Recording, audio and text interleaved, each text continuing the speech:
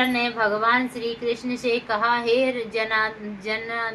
जनार्दन, कृपा कर आज आप मुझे उस व्रत को विधि सहित बतलाइए जिससे करने से नारी जाति अनेकों पापों से मुक्त होकर अनेकों यज्ञों का पुण्य फल प्राप्त कर अंत में भगवान विष्णु आदि देवताओं के लोक में निवास करती है। मुझे इस कथा के विषय में विस्तार से समझाइए। तब भगवान श्री कृष्ण बोले, हे अर्थात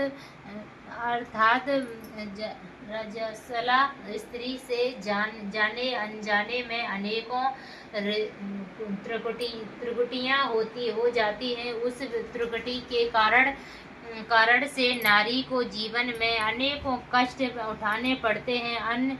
उन कष्टों के निवारणार्थ यह ऋषि व्रत किया जाता है। यह अत्यंत पावन व्रत है।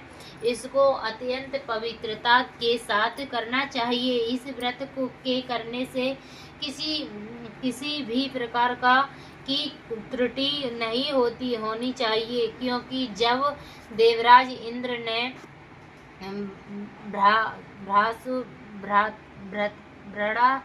भ्रडासुर राक्षस को मारा था, तब उन्हें ब्रह्म हत्या का पाप लग गया था। उस समय ब्रह्म हत्या के 4 भाग करके, एक भाग स्त्री के रज में, दूसरा नदी के फेन, तीसरा पर्वतों में, चौथा भाग अग्नि के प्रथम ज्वाला में विभक्त किया था। इससे हर वर्ण जाति की नारी को रजस्वला होने पर पहले दिन चंडालनी, दूसरे दिन ब्रह्मघातनी, तीसरे दिन धोबिन के समान दोषी माना जाता है। इससे उन दिनों में किसी भी वस्तु को नहीं छूना मना है। छूने से वह वस्तु अपवित्र होकर दूषित हो जाती है। इस ऋषि पंचमी का व्रत के करने से वह सब दोष मुक्त हो नारी मोक्ष को प्राप्त होती है तथा पवित्र हो जाती है। हे राजन, विदर्भ देश में एक